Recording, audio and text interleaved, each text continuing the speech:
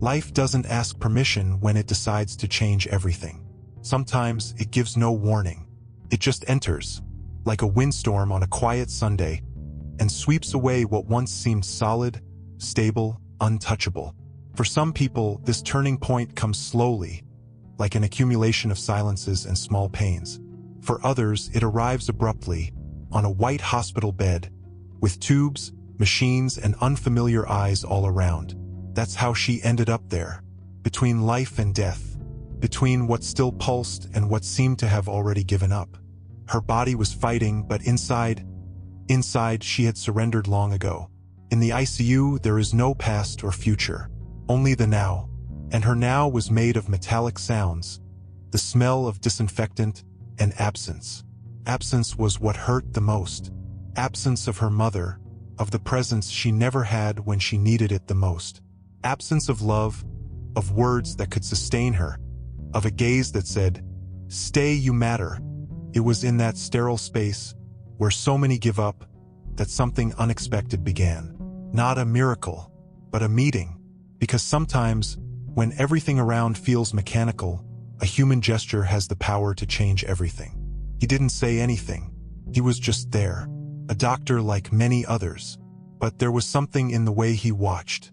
There was listening in his gaze. There was a pause where the world only knew how to rush. When we are no longer able to change a situation, we are challenged to change ourselves. Viktor Frankl's quote echoes like a whisper between the beeps of the heart monitor. She couldn't change what she had lived. Neither could he.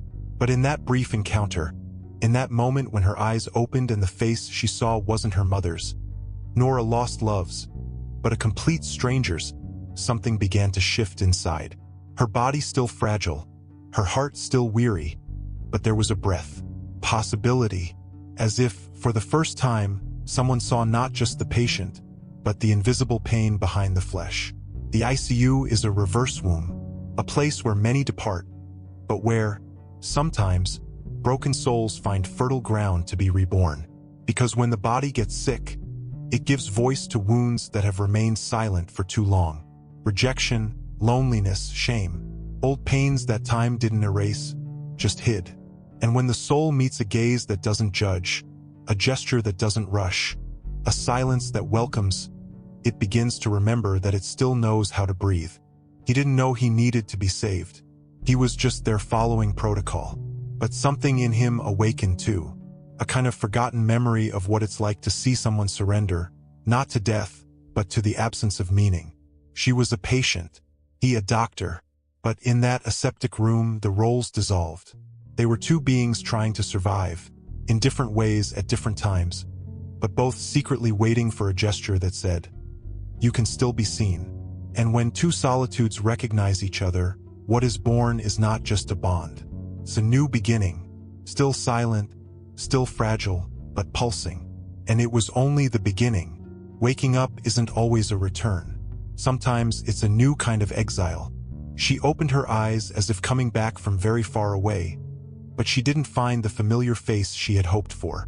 There were no known hands holding hers. There was no scent of her mother's perfume, no voice that once promised to be there. What there was instead was the cold smell of hospital alcohol, the muffled sound of hurried footsteps, and the face of a man she had never seen before. A steady gaze, one that didn't try to hide the exhaustion. A man who didn't seem frightened by her fragility, perhaps because, unknowingly, he carried his own. The memory of that look was etched into her in an inexplicable way. It wasn't a romantic vision, nor a fantasy of salvation. It was something more ancestral, the memory of being seen, even in the midst of pain. And that, in itself, was more than she was used to. Her mother's absence, that absence that hadn't begun in that hospital room but many years earlier, hurt more than the fractured rib, more than the labored breathing. She didn't wake up to life. She woke up to the realization that she was still alone. The brain has a strange way of recording what matters. In moments of emotional emergency, it doesn't store the obvious, but the essential. It wasn't the name of the hospital, the diagnosis, or even the severity of what she had gone through that she remembered first. It was the face of a stranger who said nothing to her, but whose silence seemed to say, You don't have to prove anything to be cared for. Maybe because, at that moment, he too was remembering something forgotten in himself. Maybe because, unknowingly, both were awakening from the same anesthesia, not of the body, but of the soul. And so it began, with an absence that screamed louder than the pain, with a gaze trapped in the memory of someone used to being forgotten, and with the first crack of something that, for now, had no name but that, over time, would learn to be called presence. He knew what to do. The protocols were ingrained in his gestures. The diagnoses surfaced almost automatically in his trained mind. For every symptom, a response. For every emergency, a course of action. But what he never truly knew was what to do with the silence that lived inside him. A thick, ancient silence that hid behind competence and routine. He saved lives every day. And every day, he went home with the feeling that his own life was on hold, as if something essential had been interrupted long ago, and he was merely continuing to function. Being a doctor, for him, was a refuge, not from blood or physical pain, but from feelings that had no name. He grew up learning that a real man doesn't cry, doesn't talk too much, doesn't allow himself to be touched. He became an expert at keeping his distance. Even when his eyes welled up watching a patient slip away, he learned not to feel, or at least not to show it. Until, on that gray morning, standing before an unconscious young woman, something slipped through the armor. A clinical, necessary touch became slower than usual. A gaze lingered a few seconds longer. It wasn't intention. It was instinct. An instinct he had long ago learned to silence. She was unconscious, but something in that fragile body, in that still young and already weary face, touched him somewhere he didn't even know was still alive. And because of that, he hesitated, took a deep breath, touched with a little more care, and unknowingly he planted a presence there, his own. For the first time in a long while, he wasn't just in the room. He was there with her, not as a doctor, but as someone who, even without speaking, recognized the pain of another.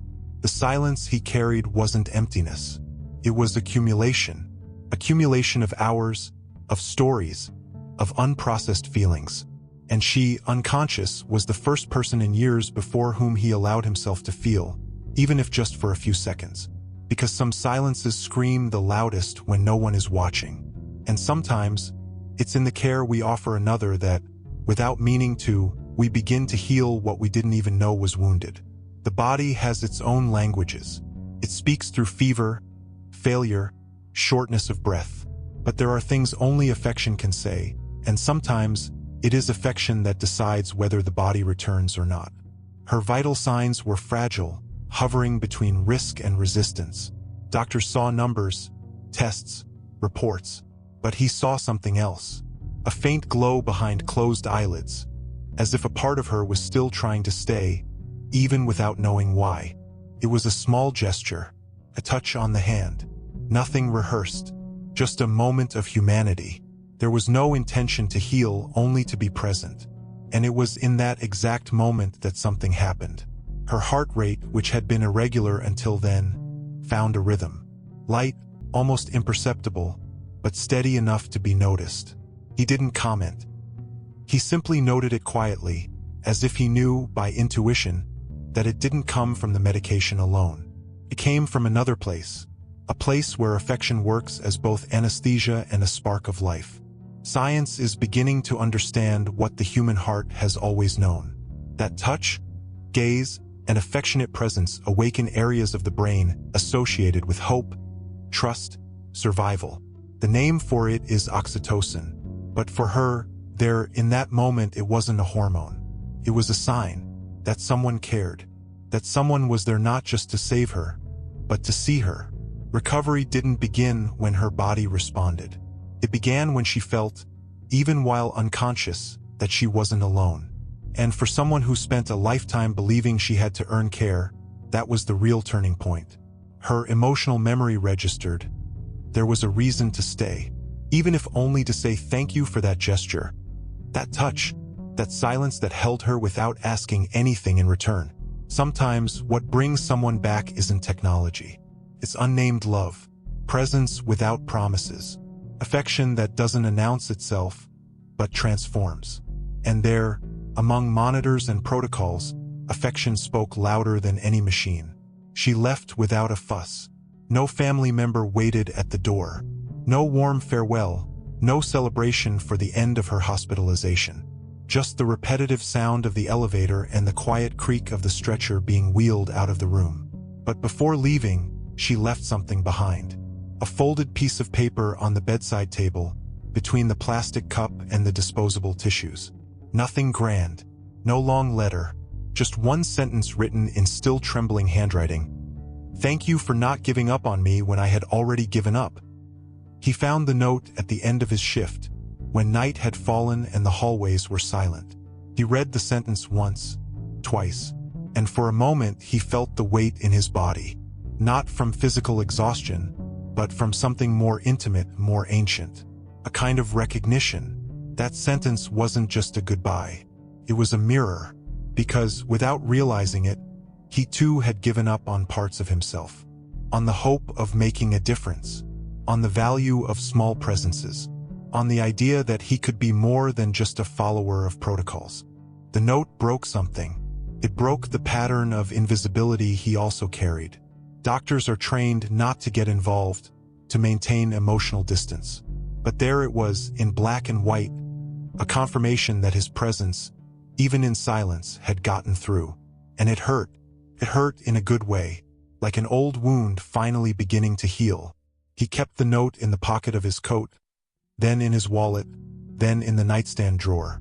He never knew how to explain why, but he knew he didn't want to lose it. For her, that note was the closing of a cycle, the cycle of invisibility. Her whole life she had felt forgotten, ignored, forced to scream in order to be noticed. And there, in that cold room, she was seen without needing to ask. The gratitude she left behind was more than a polite gesture. It was a rite of passage, a silent acknowledgement that something inside her had changed. That maybe, for the first time, she didn't feel like a mistake, but a presence with worth. Sometimes, what heals isn't what's said out loud, but what's written with the soul. A note, a sentence, a gesture, small things that close out big stories. And that day, the cycle of absence began to unravel. For both of them, no promises, no confessions, just the quiet truth of a folded paper and a presence that made a difference. The streets were crowded, as always. People in a rush, shop windows glowing, loose conversations floating through the air. He walked distractedly, with no specific direction, as if trying to escape his own thoughts. She, on the other side of the street, was flipping through books on a makeshift shelf at an open-air fair. And then it happened. The reunion. There was no background music, no slow motion. Just a moment of suspension, as if time had decided, for a brief second, to stop running. Their eyes met, and in that gaze, recognition, not of the face, but of the calm. She couldn't explain why that look made her breathe more slowly, but she knew she had felt that presence somewhere else before. And it wasn't just the hospital. It was in a more intimate, more silent place. The space where someone sees you without wanting anything in return. He didn't say anything at first either. He just smiled. A brief, restrained smile, like someone who respects the mystery of chance. And they stood there for a few moments, face to face. Two presences who, outside the sterile, controlled environment of the ICU, seemed even more human. He was the one who approached, with a delicacy that was almost shy. He asked how she was. She answered with the simplicity of someone who no longer needs to prove anything. They talked about small things. Books, the weather, the coffee she was holding in her hands. But behind every word, there was a subtext too strong to ignore. Something like, "You saw me at one of my worst moments, and yet you stayed." It was the kind of reunion that felt improbable but necessary. And perhaps deep down it wasn't so accidental after all. Carl Jung called it a meaningful coincidence. When two paths cross without rational explanation, but with deep emotional purpose. It wasn't fate in a romantic sense. It was the unconscious recognizing a territory already traveled. Because true affection, the kind that touches the silent zones of the soul, leaves invisible marks. And those marks one day return. in the form of a reunion, in the form of breath, in the form of a second chance. They didn't make any plans. They didn't exchange promises. But something remained. The certainty that there was, between them, a connection that couldn't be explained, only felt. And that, for two hearts marked by absence, was already more than enough. It was the beginning of something that, although still unnamed, was already known to be real. Took weeks before she spoke about it. Not out of fear of him, but because certain pains, when revealed, make us feel even more exposed. It was a cloudy afternoon, like so many others. They were sitting on an ordinary bench watching people go by. And there, without warning, the words began to come out. Slowly, with hesitations, like someone feeling their way through the dark. She spoke about being 17, about the attempt to disappear from the world, about the silence that followed. Not the silence of others, but her own. The silence of someone who stopped believing they deserved to be heard. She didn't cry. She just spoke, in a low, steady voice, like someone reliving a scene, not to dramatize it, but to acknowledge it. He didn't interrupt, didn't try to comfort, didn't offer ready-made answers. He just listened with his whole body, with his entire presence. And in that silence, she felt something rare. She wasn't being analyzed, nor judged. She was being received. For the first time in many years, she was certain someone could hold her story without turning away. There was something in the way he listened that disarmed her. He didn't try to place himself at the center. He didn't say, "I understand," or "this will pass." He said, with his eyes, with the time he gave, "I'm here," and that was more than enough. Because when you've spent so long begging to be seen, being received without questions is already a miracle. He listened with the soul of someone who also carried scars. And that's what connected them. Not what was said, but what was held in silence. Real empathy doesn't try to fix. It sits beside the pain and stays. And on that bench, among people rushing past, a bond grew stronger. A bond made of memories, of absences, and of choices. The choice to stay. The choice not to run from what is difficult. And that choice, repeated in small gestures, began to heal wounds that once felt eternal. She didn't forget being 17. She never would. But for the first time, that memory didn't hurt alone. It was shared. And when pain finds a safe space, it doesn't vanish. But it transforms. Into affection. Into trust. Into a beginning. She touched him gently. A simple, almost ordinary gesture. But one that triggered a memory he had buried so deeply he no longer realized it still hurt. It happened in the middle of a calm conversation, when she hugged him from behind, resting her face against his back, saying nothing. The silence of that touch made him remember. Remember being a child, reaching out toward his father, seeking an affection that never came. His father wasn't violent or cruel. He was absent, physically present, but unreachable. And over time, he learned that feeling was dangerous, that showing emotion was weakness, that hoping for love was pointless. So he became a specialist in containing emotions.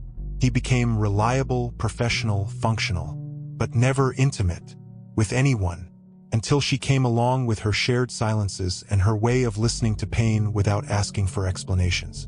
And in that unexpected embrace, something broke inside him. Not a destructive break, but a crack that allowed air in. For the first time, he felt he could be cared for. Not because of performance, not for merits, but simply for being who he was, with everything he hid, with everything he didn't know how to name. He didn't talk about his father that day. But in the days that followed, fragmented memories slipped out. The absences on birthdays, the stilted conversations, the shame of wanting affection and not knowing how to ask for it. And she, once again, just listened, without trying to patch the past, without comparing it to her own pain. She was simply there, whole, steady, loving. As if her presence said, "You don't have to protect yourself from me anymore." It was in that space of trust that he began to allow himself to feel. And feeling, for him, was revolutionary. The man who could stay calm in the chaos of medicine was now learning there was another kind of calm, one harder to sustain, the kind that comes from letting love in without needing to earn it. When he hugged her back, tightly and with fear. He wasn't just returning the gesture. He was finally accepting being seen, being touched, being healed. Sometimes, the most intimate moment between two people isn't made of words, but of a memory returning in the middle of a simple gesture.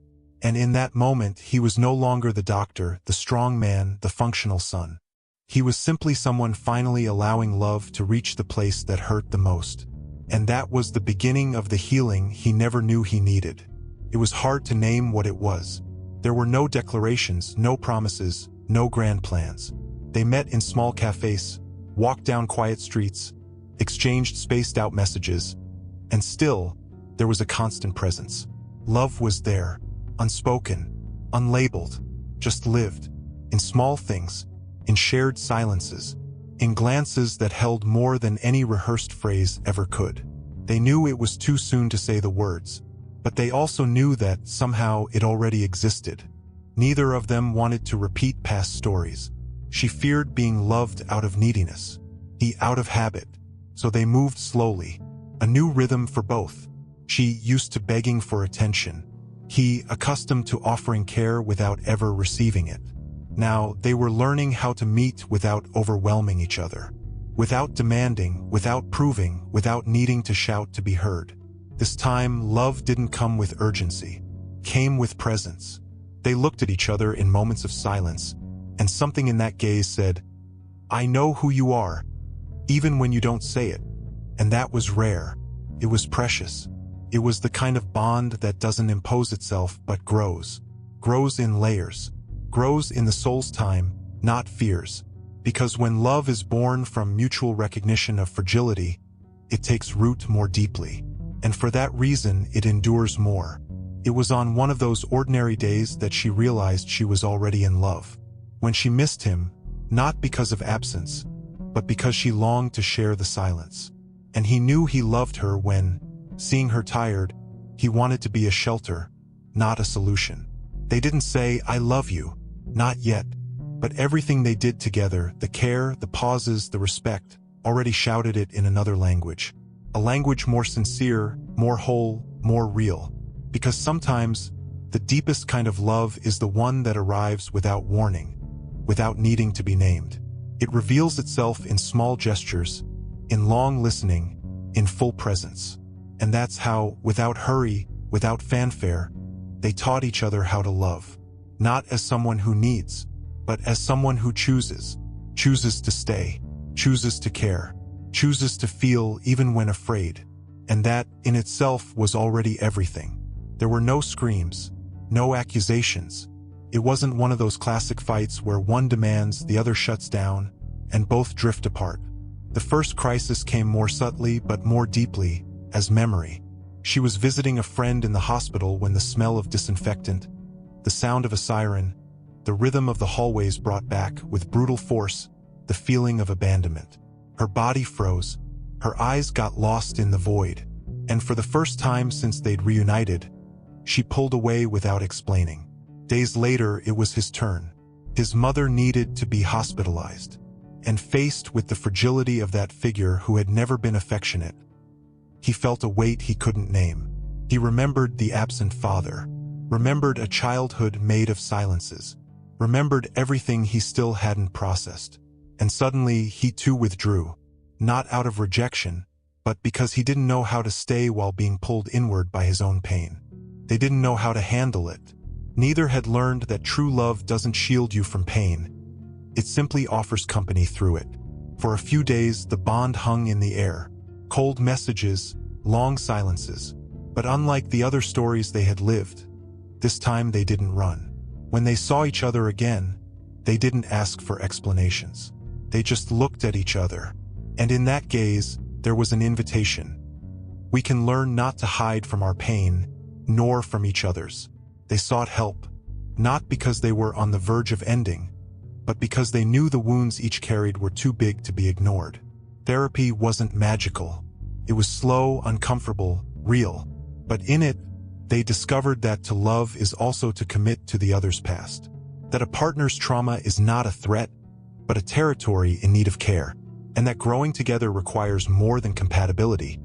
It demands listening, patience, and the courage to stay even when it's hard.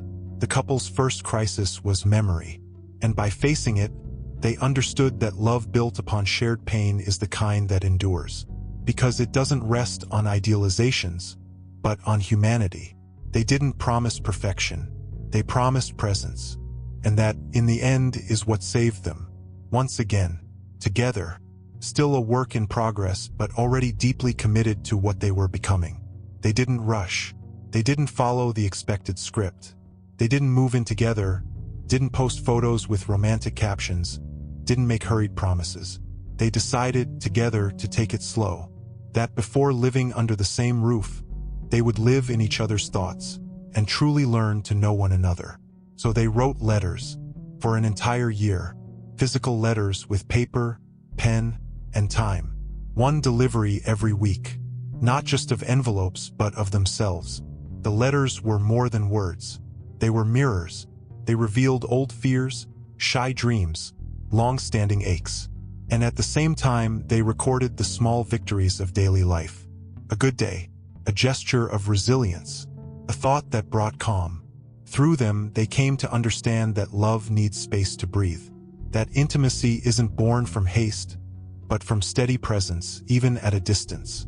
He discovered, through writing, that there was still much left to feel, that even as a doctor, he didn't know certain parts of himself. She, through reading, realized that being loved with care was possible, that she no longer had to fear surrender. The letters built a different kind of bond, a bond that didn't rush, that didn't demand, that simply grew, like all things planted in fertile soil and watered with patience.